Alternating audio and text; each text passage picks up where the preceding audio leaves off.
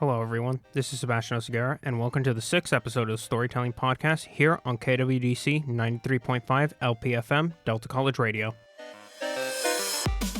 Welcome back to the Storytelling Podcast, everyone. Today we're diving into a topic that's become one of the most powerful forms of modern storytelling: how to tell a story through a video game. Video games aren't just about high scores, boss battles, or leveling up. They're an immersion. They're about choice, about emotion, and the unique experience of putting the audience directly in the driver's seat of the narrative that you're playing. Before we go any further, I want to make something clear. This podcast is all about exploring storytelling through my perspective. The ideas, the lessons, and the insights I share come from my own personal experiences and the way I see the craft of storytelling taking place and taking shape and form. With that said, let's not waste any more time and let's dive back into the journey that we're going to be taking with how to tell a story through a video game. Unlike movies or books, video games allow players to interact with the story. They don't just watch a hero or main character make a decision. They are the person that is in fact making those decisions. So how do developers balance gameplay and narrative? How do they build worlds that feel alive? And how do they make players care about characters, stakes, and consequences? Well, in this 6th episode of the Storytelling Podcast, we'll be exploring the key elements that make storytelling in a video game so impactful, from the player's choices to the world building to the emotional investment and meaningful endings. Whether you're a gamer, a creator, or someone interested in the art of storytelling, this episode is for you. So unlike GTA 6, without any further delay, let the game begin. The first thing that you're going to need for successfully telling a story through a video game is you're going to have the player's choices in the game matter. If players can make decisions, those choices should feel meaningful. Even small changes in dialogue or outcomes make a story feel personal. When a game gives players control, their actions need to have weight, otherwise the connection to the story weakens. Meaningful choices don't always require huge branching paths. Sometimes a character remembering what you said, a different reaction in a key moment, or a subtle change in the world is enough to make the experience feel truly interactive. So, to keep in mind, consequences should be clear. Players should understand that their decisions carry weight, whether emotional, moral, or practical. Choices should reflect character values, so the decisions that challenge morals or priorities deepen the immersion and personal connection. You should really try to avoid the fake choices, and what I mean by that is even if the options lead to the same result, players will notice. Even small differences help maintain an impact to the larger story of the video game. Short-term versus long-term impact is something to also keep in mind. Some choices affect immediate gameplay while others build towards bigger moments later in the story. Emotional reactions do matter, so characters require responding differently based on player decisions that make the world feel alive. Then the final thing I would recommend is to keep a balance of freedom and focus, giving players agency but keep the central narrative strong and keep it cohesive. To give you some examples, in The Elder Scrolls Part 5 Skyrim, joining the Imperials or Stormcloaks change how cities treat you and how the Civil War storyline plays out. Short-term and long-term consequences make your political stance feel personal, and it makes it feel impactful. Another example I could give is from The Last of Us Part 2. While the main plot is linear, emotional reactions shift based on how you interpret the character's actions. The lack of choice is intentional. It forces players to sit with consequences, reinforcing themes and emotional weight. When player choices truly matter, the story becomes personal, but meaningful storytelling isn't only about decisions. It also is about how the world itself communicates with the player without always saying a word. Now, what I mean by that is my second point. Show, don't tell. Use the environment, the character animations, and the gameplay to tell the story instead of relying on the cutscenes or dialogue. Video games are interactive, so the story should be experienced, not just explained. The way the world looks, the way the characters move, or even how the mechanical functions can communicate tone, history, and emotion without a single line of dialogue could really enhance the story that you're looking to tell with a video game. When players discover the story through exploration and action, it feels more immersive and more natural to whoever's playing the video game. So some things to keep in mind when you're looking to show, not tell. The environmental details have to matter. Objects, lighting, architecture, and background elements can hint at past events or the state of the world that you're currently in. Character movements also tell a story. Animations like limping, hesitating, or standing confidently can show emotion and growth without any words being given. Gameplay has to reflect the theme. Mechanics should support the narrative. A survival story should feel tense and limited, not only powerful. Subtle clues build immersion. Notes, visual damage, or changes in the scenery can slowly reveal information instead of delivering it all at once. Player discovery is also powerful. Letting players piece together the story themselves makes it more engaging and more memorable. And then the last thing that I would say for show don't tell, avoid over-explaining things. Trust the player to observe and interpret things. Too much exposition can break immersion. To give you some examples, Five Nights at Freddy's. The story is told through background details, phone calls, and hidden minigames that are all throughout the Five Nights at Freddy's series. Players piece together the lore through environmental clues instead of direct explanation. Another explanation that I can give, or an example that I can give, is from one of the Halo games, Combat Evolved. The discovery of the Flood is shown through abandoned rooms, blood splatters, and recordings. The environment builds dread before the full truth is even revealed. Now, once the world begins to tell its story through visuals and design, the next step is to make sure that the gameplay itself supports the narrative instead of contradicting it. Moving on to my third point, gameplay and story should match. The mechanics should support the narrative. If your story is about survival, the gameplay should feel tense and limited, not overpowered and easy. When gameplay and story work together, the experience feels cohesive and believable. But when they clash, it can break immersion. Players should feel the themes of the story through the controls, challenges, and systems, not just hear about them in dialogue. Some things to keep in mind: match difficulty to tone. A dark, high-stakes story should feel challenging. If players breeze through every obstacle, the tension disappears. Limited resources should be intentionally. Scarcity of ammo, health, or tools can reinforce themes like desperation or vulnerability. Abilities should fit the character. A grounded, realistic character shouldn't suddenly perform over-the-top superhuman feats unless it fits the narrative. Mechanics can show growth. As a character develops, gameplay abilities can expand to reflect their progress and confidence. I would also recommend to avoid ludonarrative dissonance. The story shouldn't say one thing while the gameplay shows another. Consistency keeps players immersed within your story.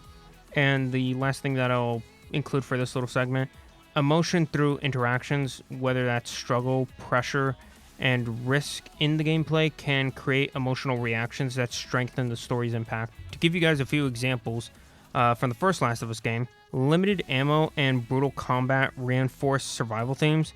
Every fight feels desperate, matching the tone of the world. And then another example I can give is from the game Minecraft. Survival mode forces players to gather resources and prepare for night. The mechanics reflect vulnerability and progression from nothing to being powerful.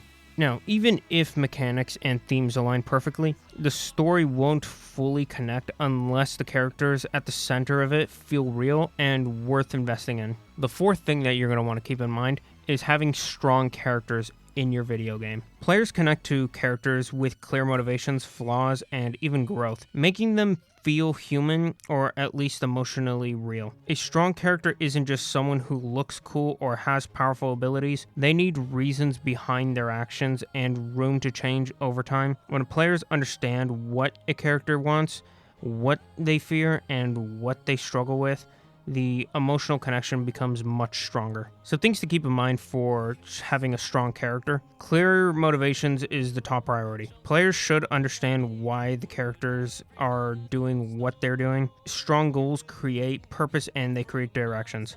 Flaws can make them relatable. Imperfections, doubts, and mistakes make characters feel real instead of perfect and distant. Visible growth over time, so characters should evolve based on their experiences, whether that's gaining confidence, losing trust, or changing beliefs. You should have a consistency in their personality. Their actions and dialogue should align with who they are unless the story intentionally shows change. You need to keep emotional reactions because that really does matter. Fear, anger, regret, or joy shown through the voice or animation or even the gameplay helps players connect with the characters that they're learning about. And then the final thing I'll add is relationships do add depth. Interactions with other characters reveal different sides of their personality and raise the emotional stakes. To give you a few examples, the first one that I'll give is from The Last of Us. Joel's flaws and Ellie's growth create emotional depth. Their motivations and relationship evolve naturally over time and over the course of the game. For my second example, I'm going to be talking about Halo 4. Master Chief shows vulnerability through his relationship with Cortana.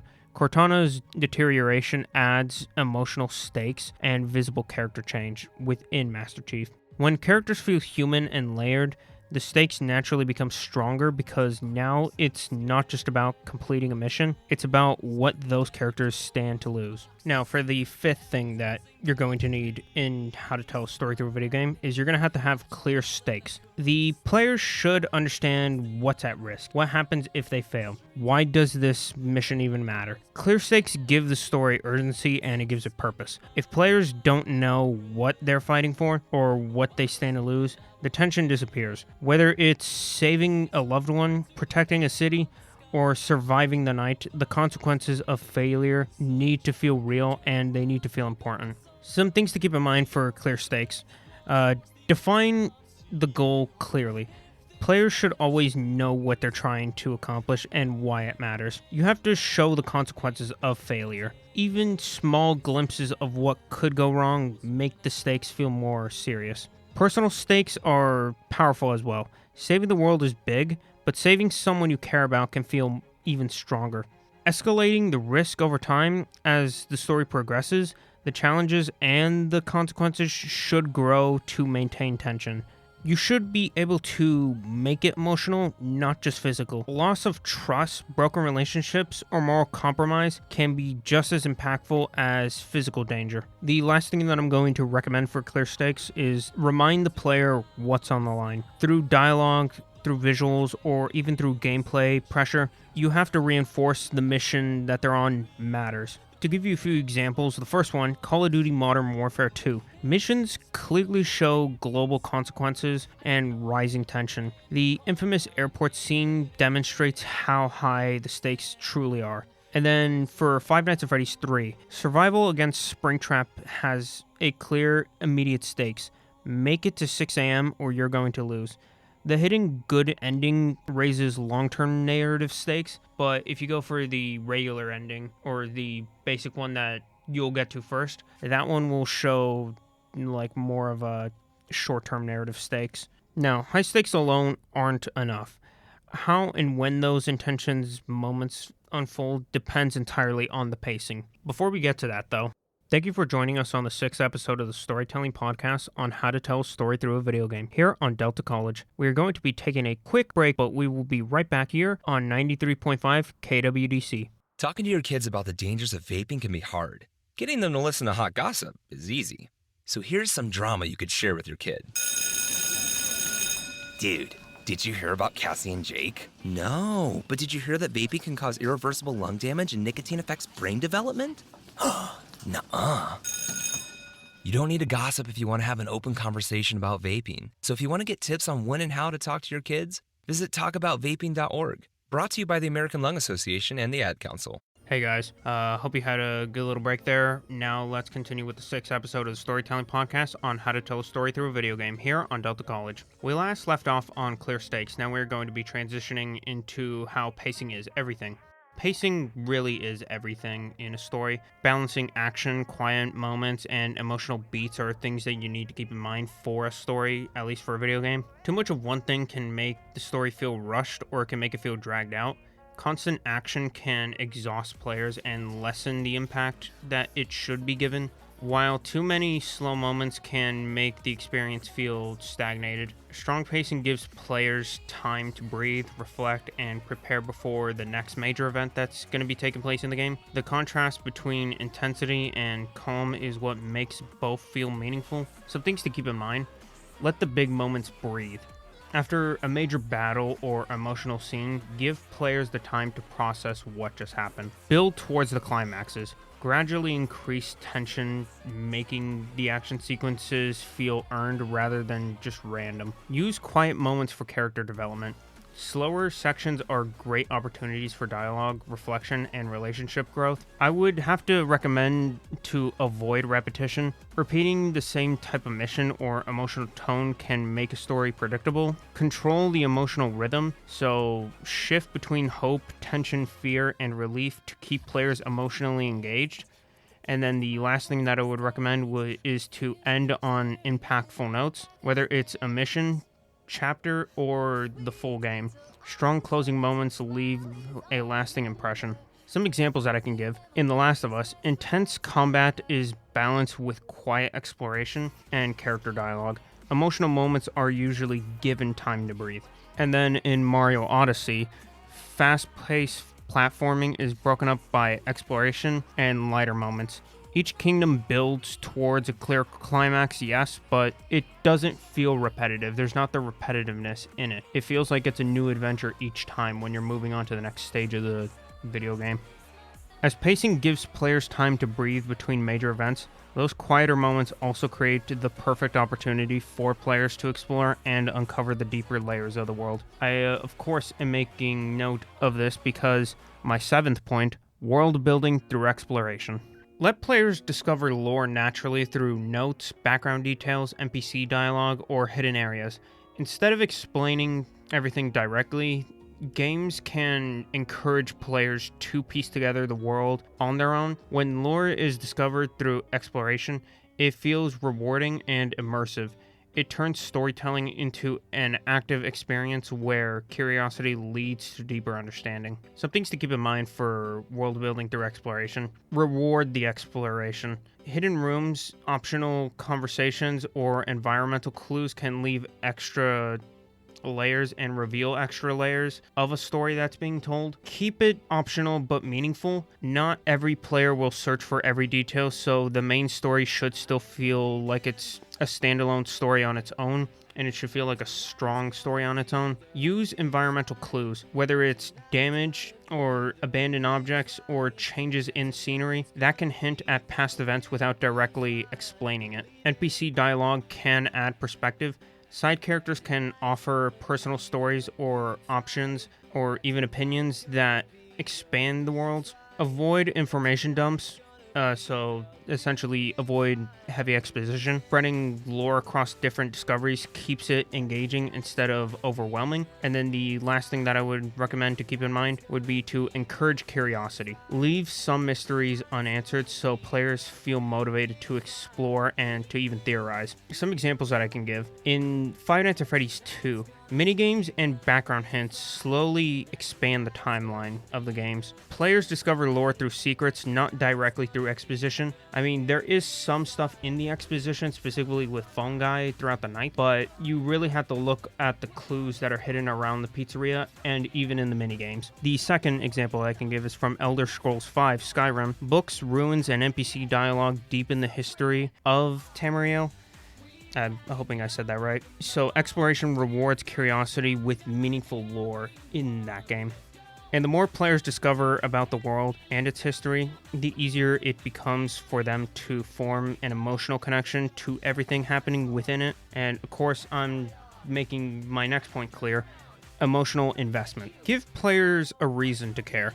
Relationships, sacrifices, betrayals, and victories hit harder when players feel involved. Emotional investment doesn't happen automatically. It has to be built over time. When players spend time with characters, make decisions that affect them, and experience consequences firsthand, the story does become personal. The more connected the player feels, the stronger every major moment will land. Some things to keep in mind for emotional investment: develop relationships gradually. Let bonds grow throughout shared missions, conversations, and meaningful interactions. Make sacrifices feel earned. Losses should feel significant because the player understands what was given up. Betrayals need to be built up. Foreshadowing and trust make unexpected turns more impactful and more believable. Celebrating victories give players time to enjoy their success, so achievements feel satisfying. Tie emotions to players' actions. When outcomes are connected to player choices, the emotional weight increases. And the last thing that I would recommend is create personal stakes. The more the story connects to the player's journey, the more powerful each moment becomes. Some examples that I can give. From The Last of Us Part 2, relationships and loss drive the entire narrative. Sacrifice and revenge feel personal because players experience them firsthand. Another example I can give is from Halo Reach. The gradual fall of Noble Team builds emotional attachment. Each loss feels heavier as the story progresses. Once players are emotionally invested, maintaining a consistent tone becomes essential to preserving that connection, which leads me on to my next thing on this list. Consistency in tone. If your game is dark and serious, random goofy moments can break immersion unless that contrast is intentional. Tone shapes how players interpret everything in the story.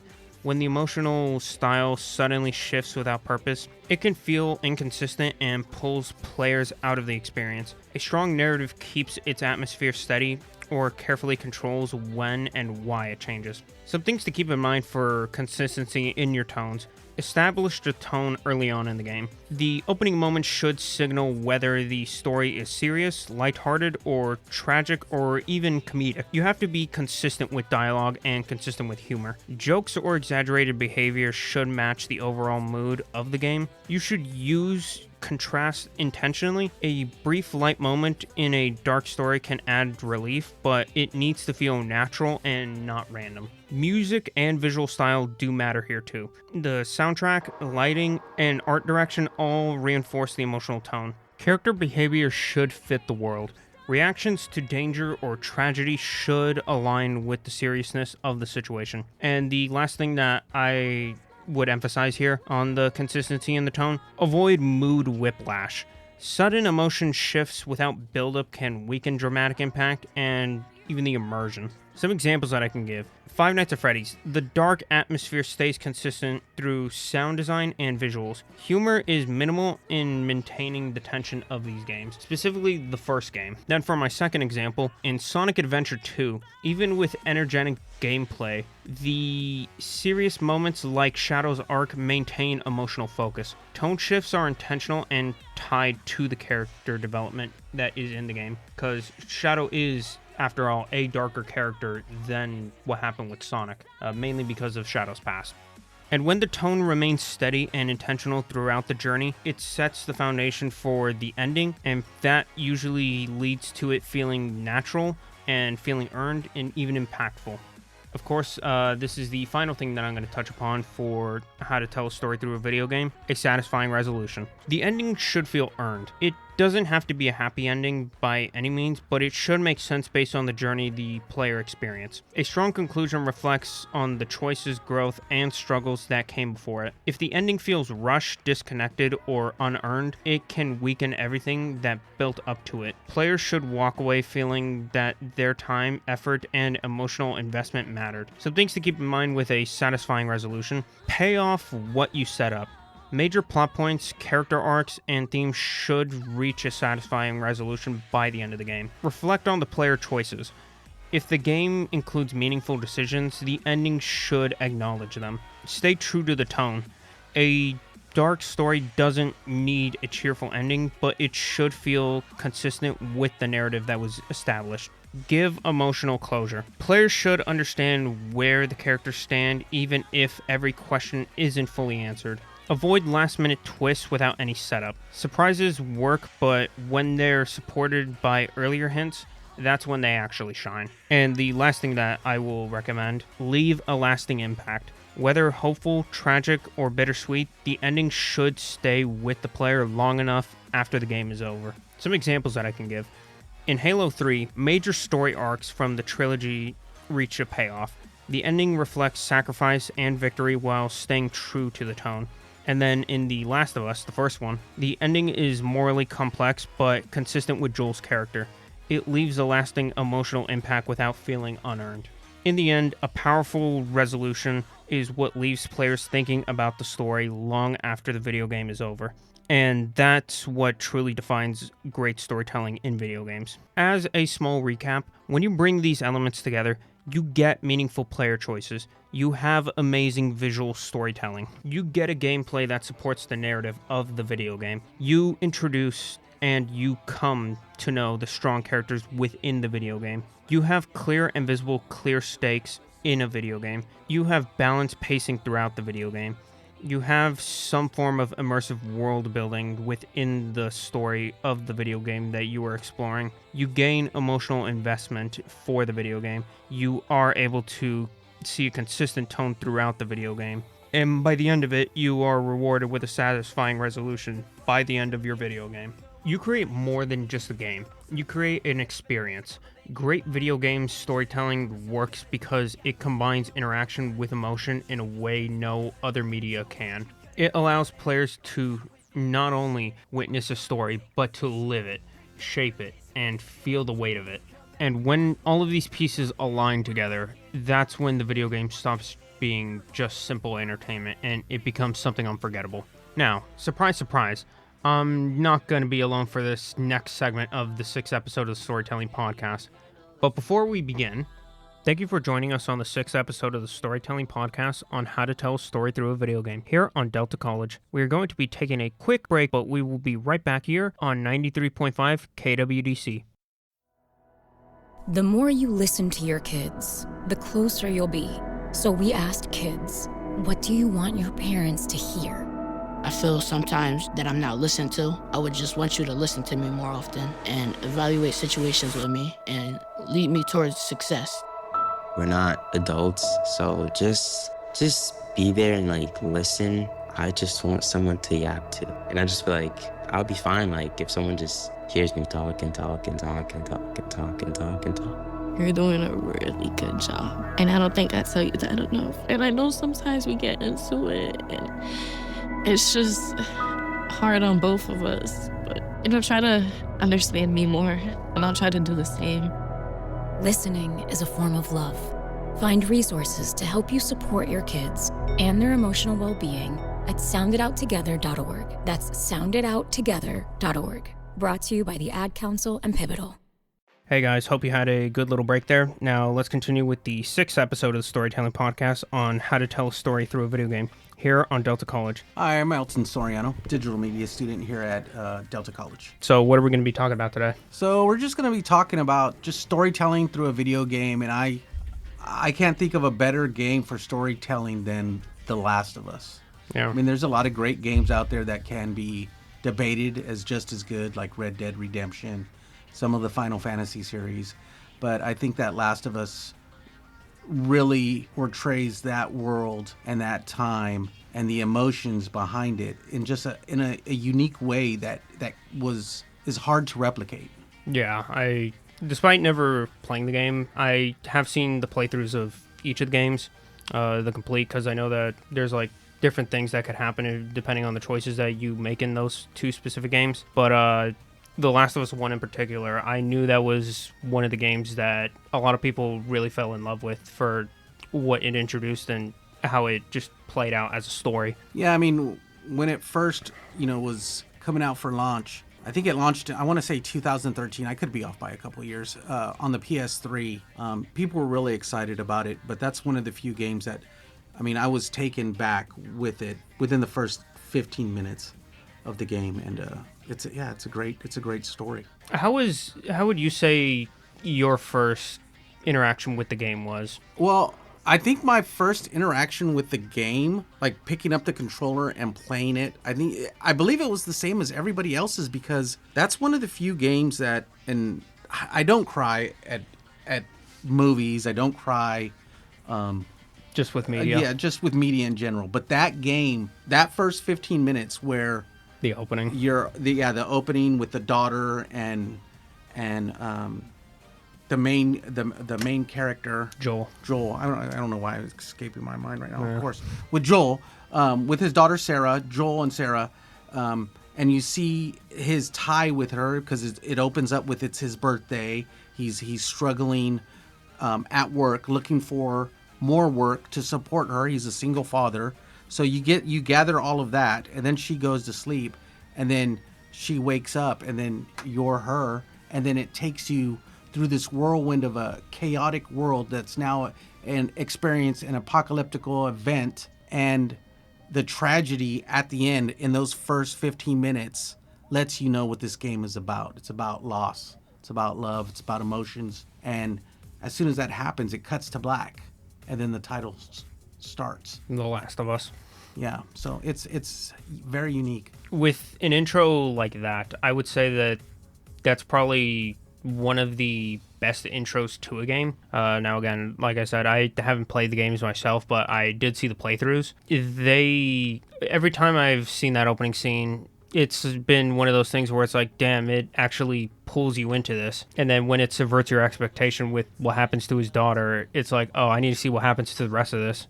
Because this guy is the main character of the rest of the game. Yeah. I think what it does well too is that it makes the player become the daughter at the beginning. Yeah. So you feel some attachment to this character immediately, and you continue that until 7 minutes, 8 minutes into the game, and then you switch over to Joel, where you're in protection mode over the character who you just were, which is Sarah. And that game does that very well. So now you're Joel taking care of this daughter who you have a connection with, because that was the first character you played as. And you've seen it from her angle as a scared child. And then as you're protecting her, going through that, trying to escape that area that you're in to go to somewhere that's safe, tragedy hits with the military and the daughter. Spoiler alert, of course, if you haven't played it, I don't know what else to say, but it's been out for 12 years. But the daughter dies in the father's arms because she was shot, and it's very tragic, and it really takes you into it. It's different. Yeah, and then what's it called? So jumping into this now, because I did speak on 10 things through how to tell a video game through my perspective. Yeah. But just to ask you these similar questions. So the first one here, how are there meaningful player choices within this game that has it to tell a good story? I don't know if it's very linear, right? It's not an open world game. It's not giving you different branches to shoot off in the game with, you can go attack this hill first or that hill second, whatever it may be. It's very linear, but I think that's what is great about this story, is that it's telling the story, you're playing through it, but the game is directing you through this episode of life for Joel. I don't know if you have a lot of player choices other than the fact that you can decide how you're going to go through this building, whether you're going to go stealth or whether you're going to go aggressive. And now, going aggressive, there's risks. Going stealth, there's less risks. And whether you see a building, should I enter that building? Do I need to enter that building? Maybe there's supplies in that building that I can use later down the road.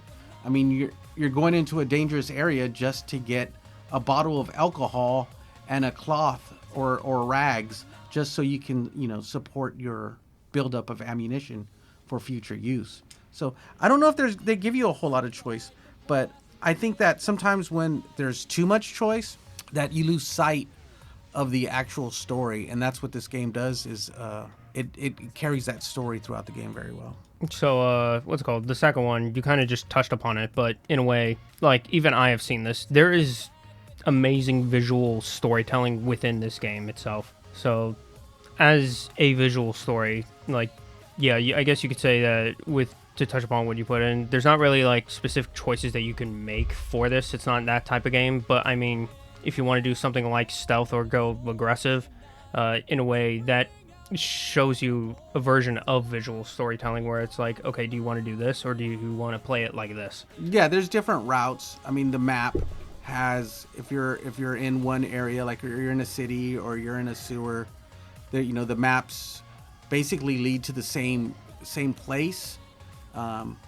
You can go different routes or tackle it a different way. It allows you that. but it's just basically risk. But I think this story just keeps you on track. The game keeps you on track with the story. You did touch upon this a little bit earlier, specifically with the opening scene, how this game is going to be about loss. Would you say that the gameplay supports that narrative of this is a story about loss? Yeah. Real quick, if I could, you mind if I go back on the visual storytelling? Yeah. Like when I look at the visual storytelling of this game, I think that part it does very well. Well, when she first wakes up, you see her in her room. There's pictures of her family. It's a kid's room, so you know that right away. When she's walking through, Sarah, we're talking about the daughter, when she's walking through the house, there's police sirens, police lights, there's an explosion, the TV is showing, news about the situation. So in that aspect, it tells it very well. And then when you continue through the game as Ellie and Joel, and you're going to different areas, you'll be in a classroom and you'll see kids' schoolwork. Like it was scattered everywhere, but like classroom was abandoned in a hurry. Yeah. You'll see parking lots that were set up as triage areas or quarantine areas. So you see the detail in that, and you can put together what that area was, or you may go to a certain building and you'll see how it's set up and you go, okay, I could tell that this is an encampment, so I got to be on guard. Yeah. So in that visual storytelling aspect of it, along with the the overgrown vegetation, the decaying buildings, I think it does very, very well. Now jumping back onto the narrative storytelling, would you say that after the events of the opening, that the way that the game plays out, it would be about loss and overcoming loss in a way? Oh yeah. Because right away it places you in protection mode. So if you're not protecting Ellie, you also lose the game. Yeah. You have to protect her, and it shows her life as well. And you can't control her. You could just hopefully she follows you. The AI in that for Ellie is pretty good. So she follows you pretty well, but you still have to protect her. And then supplies are very scarce. So if you're looking for them and you do find them, you have to grab those supplies. And like I said earlier, there's times where you don't want to go into a building. There's probably nothing in there, but you need to go in just to get more supplies. Yeah. And what's it called? Would you say that this is a game that has very strong characters in it? Oh yeah, very extremely strong. I mean Joel's probably. Joel is he's pretty much the main one. Yeah, he's the protagonist. He's the main character. He will probably go down as one of the greatest video game characters of all time. Yes, easily. He's flawed. You feel the loss of his daughter weighs heavily on him, and that in turn has made him the person he is, where he doesn't want to connect with anybody. He doesn't, if somebody dies, like Tess, who dies later on, who happens to be a lady around his age that he has developed a relationship with, whether it's a friendly relationship, it really doesn't dive into that, but he's somebody that she goes on missions with him. So when she dies, he really doesn't cry. You could tell that he's holding back. Yeah, that was something I noticed specifically with that character. It's like, okay, he's trying to hide his emotion as best as he can, but when she ends up dying, you could just see like the hurt in his eyes. Yeah, and then when Ellie brings her up, he's like, I don't want to talk about her. He's trying to hold everything in. He doesn't want to talk about his daughter. He doesn't want to talk about Tess. Tess is probably one of many who he has lost along his path, over the last 20 years of surviving. Yeah. In this post-apocalyptic world. Because after that opening scene, we do take a very massive time jump into the future. Yeah, and he's a very violent person. He suffers from trauma from the loss of his daughter, and he really feels like he doesn't have anything out there for him to continue on for, but he keeps continuing on. So I think later on when Ellie comes into the story, he doesn't immediately take her in as the daughter that, people would expect, or maybe even as the TV show portrays. He's more of taking her on as she's a burden. She's there. He's got to take her to this point in the game. He's got to take her to the Fireflies, but she's burdensome to him. So he eventually starts to gain feelings for her.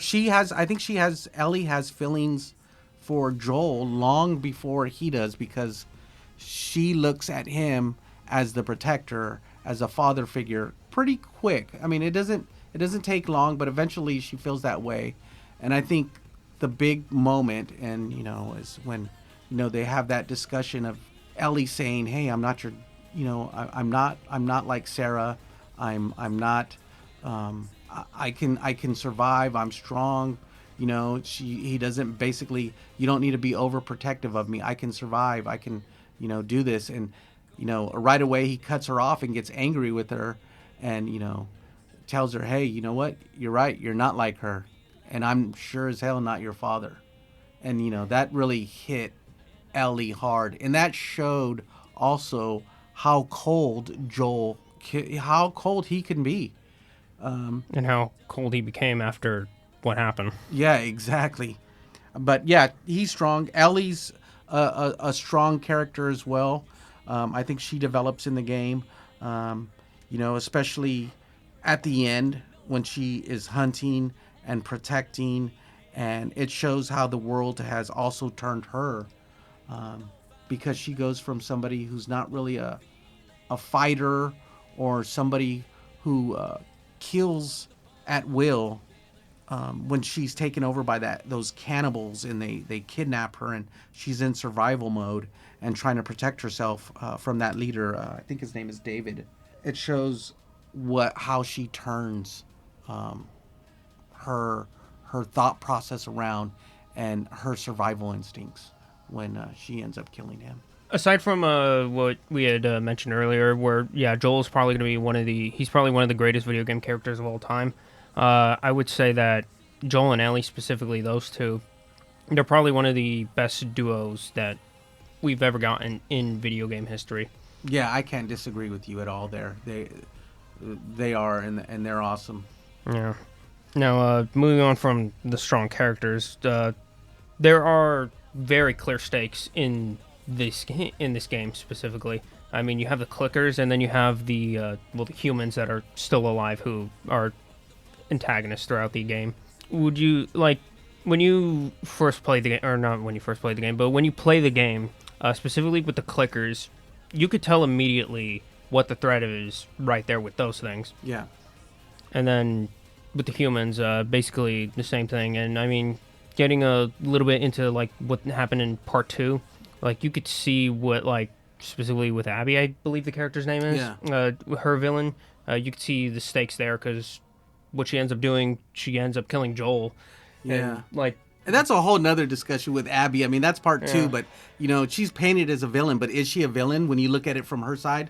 And that's part 2 allows you to play as her, kind of like they did with Sarah, and see it from her angle. And so a lot of people were upset with part 2 taking control of Abby, who just killed Joel. a beloved character. Yeah, one of the most beloved characters in all of video game history. But was she the bad guy in this series? I don't know. Yeah. It's hard to think of that. I mean, would Joel was on the same mission that Abby was when he found out that Ellie had been kidnapped. Yeah. So Abby's basically on the same mission that Joel was on but Abby's on the mission for her father that was killed by Joel in that surgery in that operating room. Yeah. So, and what's it called? But going back to the first stakes. one.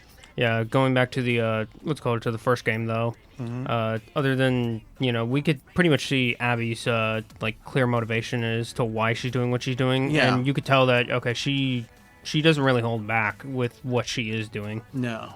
She actually acts upon it.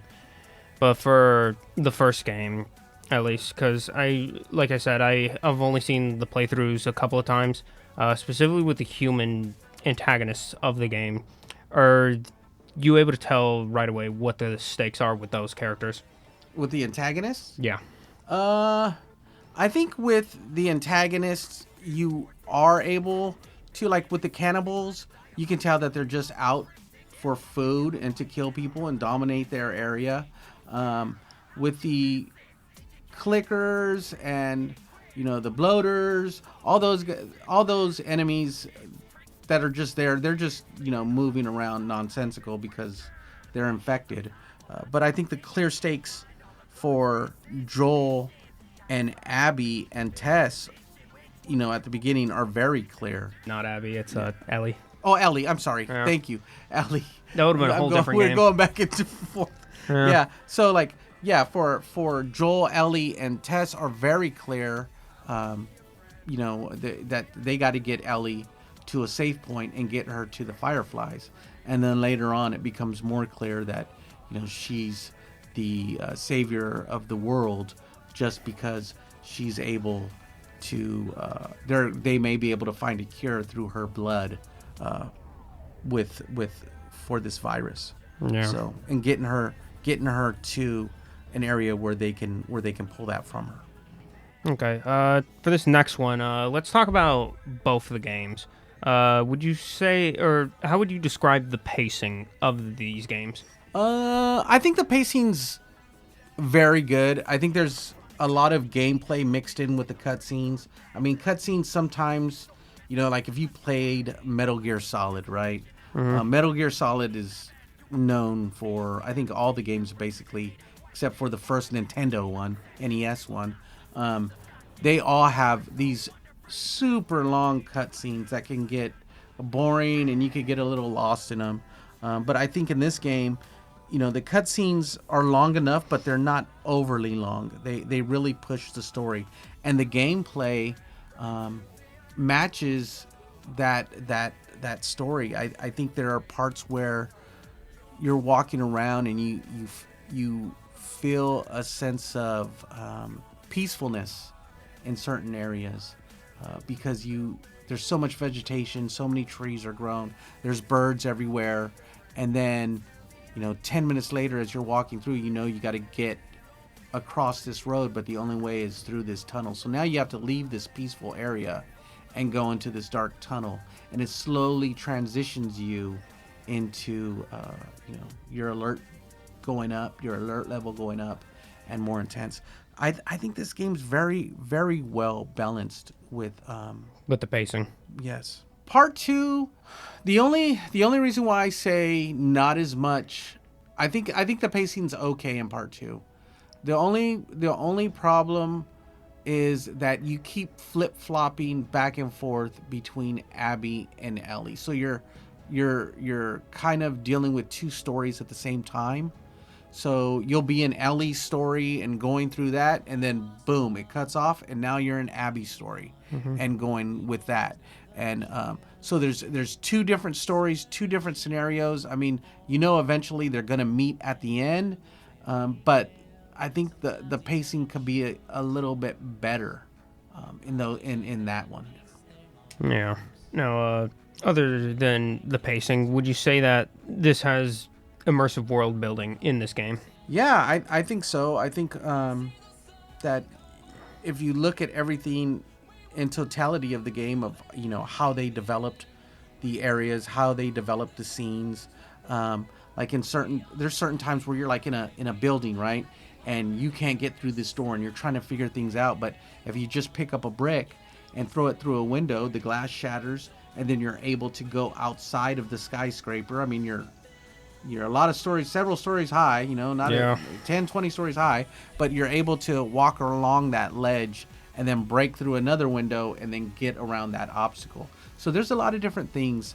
I think the world building is very immersive, and they give you a lot of different scenarios, especially like when you're jumping into a river and you got to get Ellie across, and so you have to go grab a crate and swim it over to her so she could jump on and then go across because she can't swim. Now for the emotional investment into this game. This is one of the things that you can say, oh yeah, this has really big emotional investment, because in a way you want to see, like, going back to what we said earlier, you had mentioned that yes, he doesn't really care, or he shows that he doesn't care about Ellie, but deep down that's not true at all. He does care for her. It's just he's kind of a little afraid to admit it. But like, just having that emotional attachment to Joel and being in his shoes, and then maybe putting yourself a little bit in Ellie's shoes for the first game. It's like, okay, you want to see these two like actually united. You don't want them to keep drifting apart. And then as we move in the game, you eventually do get that. Yeah, and I think that's what's unique about a video game versus a movie. Joel may not have an emotional investment, but you as a player, you have an emotional investment in Ellie. And you're conflicted with Joel's feelings because you want to protect Ellie as the player, as Joel. So, and like I said, this game does, and I spoke to this earlier, so I don't want to dive too much in it again with Joel and his daughter, but I mean, it really creates that investment in Joel when you see him go through that emotional moment with losing his daughter in his arms.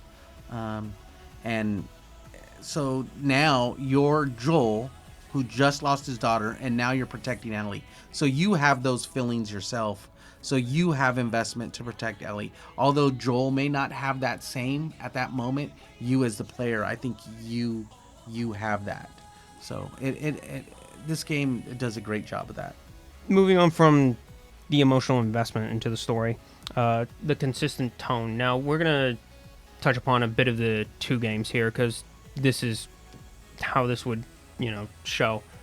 So we can clearly see that there's a consistency all throughout the first game. Would you say that that consistency goes into the next game as well? I think not really at the beginning, because they're at like a city-like encampment that Joel's brother, Tommy, kind of has established with his wife, who I think she's like the mayor or the governor or whatever of that area, and it's a large city, so everybody feels kind of free within those walls. But once they go outside of those walls, it's a different world. But I think the tone changes a little bit, and then once they're outside of those walls is when the game becomes like what it was in the first game, and then the tone carries on. But I think that what becomes the bigger threat in the second game is the people. Yeah. Rather than the infected. Yeah. Other than the Rat King, of course, but Yeah. the bigger threat is the people, because now you're against, I believe, two sets of enemies, two sets of people that you're fighting against. I mean, you get some consistency specifically with the character of Ellie. Yeah. And like the people who were connected to her. Like you get like a sense of continuity there, but not so much with Abby because again, she's a new character in this one. She wasn't in the first game. Yeah, and I noticed that like with the second game, the first game, you have various characters that come in and out of the game that you form some of attachment to, whether it's Henry and Sam, Bill, Tess, Tommy, and you kind of establish a emotional attachment to in the game. It gives you that. But in the second game, when you're Abby, you have no emotional attachment. Even though it tries to portray that, you have no emotional attachment to any of her friends that are with her on her journey that Ellie continuously takes out one by one. What's it called? I would actually have to say that you probably do have an emotional attachment to Abby and her crew, but it's the emotion of hatred. You don't have any care for them. Yeah, that's true. That's true. I did not have hatred for Abby. I kind of saw it from her angle. I did not care for her crew at all, but I didn't have a hatred for Abby. If anything, I'm her one of those crew unique is people. her crew is more of like cannon fodder just to take out, just so you Yes. can have it go to the main villain. Yeah, I totally agree. But yeah, I mean, like the tone with between 1 and 2 is all over the place. But at least with the first game, you have a consistent tone throughout the entire story, Yeah. and that's sadly something I've seen happen to a lot of video games. Like nowadays, it's like you have tones that are just all over the place in the newer games that are released today. Not specifically like Last of Us 2, let's just say, but like new games that are just released. Like a good example that I can give is Halo Infinite. I understand what they've done with that entire series. It kind of went downhill, and I don't see how they're going to pick up the pieces to craft something new, but they need to have a good tone when you're going to release a new game. You can't really have a tone where it's like all over the place, because if you have something like that, it's going to not only tank the sales, but it's going to tank the interest in whatever that new game is. Yeah. Yeah. I don't disagree. And that's something that I've realized with a lot of the older games, where it doesn't matter if it's like Last of Us, the first one, but you could have stuff like the Gears of War series, the earlier games, the earlier Call of Duty games, like Modern Warfare 2, Black Ops 2. You have like all of these stories that are told with consistency, and it's easy to follow. I mean, I would even go to say like the first couple of Five Nights at Freddy's games had that consistency tone, and then when you get to like something like Help Wanted and past that point, it's like, okay, I could still tell this is the same series, but you could tell something shift, like in the late 2010s to even now. Now, for the final thing on this part of the episode that we're going to touch upon, we're not going to speak so much on the second game. That one we've already established is like a little bit all over the place. So like once you get to the end of that game, you either are like, okay, I like it, or you're on the opposite end of the spectrum. I've seen a few people in the middle where it's like they just don't have a clear answer. But specifically with the first game, is there a satisfying resolution when you finally reach the end of the game? Within the story or for myself? Let's go with both. Okay, so for the story, I don't think there is. I think the player, they're faced with watching Joel go through his own moral dilemma of selfishness because of his loss of his daughter. I think his selfishness makes him prevent Ellie from going into surgery, which would have ultimately killed her. I know that, and I mean, you're as a player, you know that.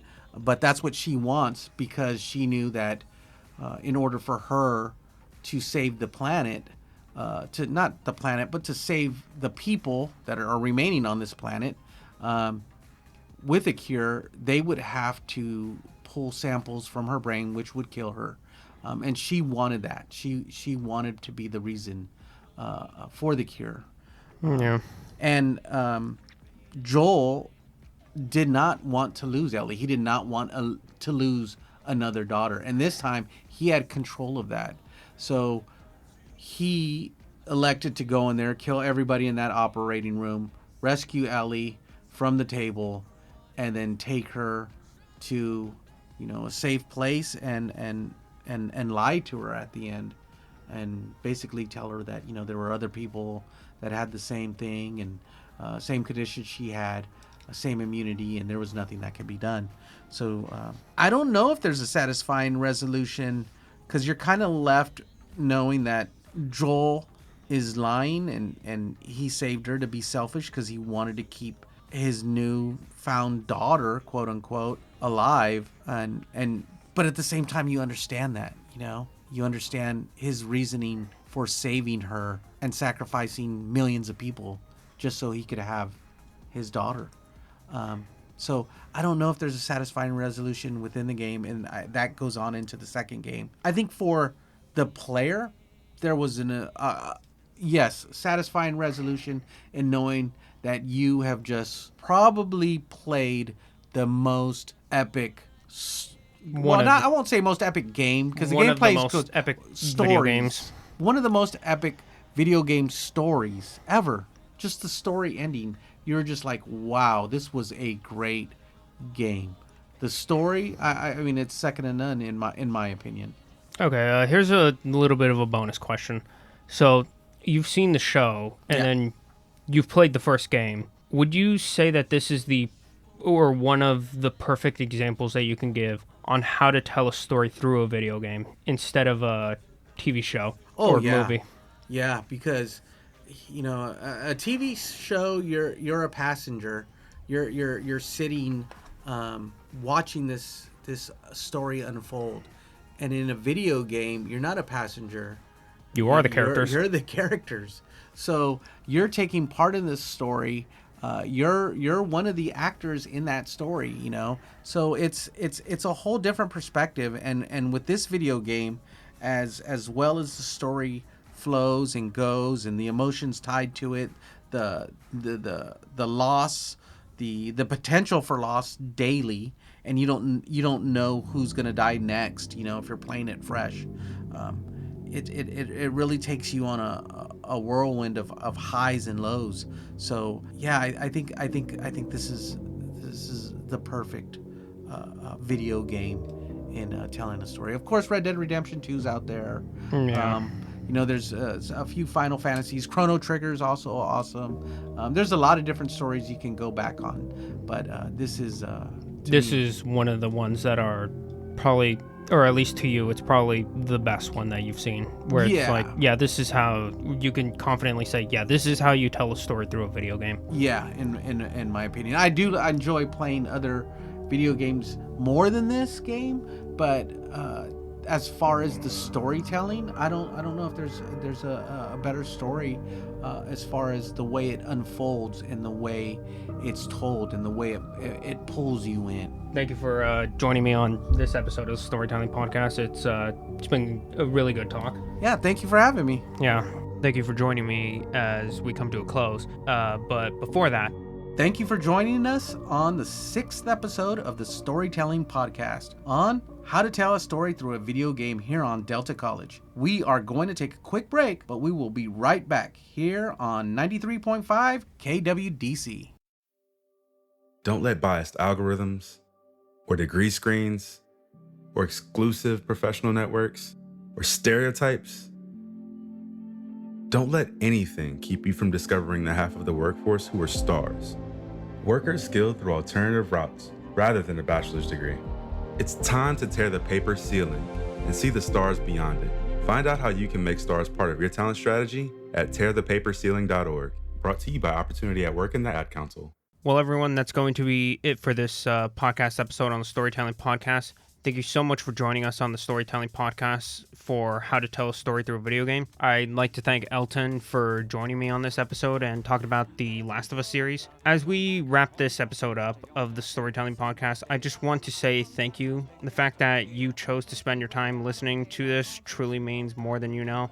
I hope today's conversation sparked new ideas for all of you, challenged the way you think about stories, and gave you something meaningful to carry into your own creative journey. Be sure to join us next time as we continue exploring the art of storytelling and push even deeper into what makes stories resonate. In episode 7, we'll be diving into the world of retelling, reimagining, reboots, how familiar stories are reshaped, redefined, and sometimes completely reinvented. There's going to be a lot to unpack in that episode, and trust me, you won't want to miss what's coming in the future episodes either. Until then, keep creating, keep imagining, keep telling your stories to the best of your abilities, and this is the end of the game. Bye, everyone.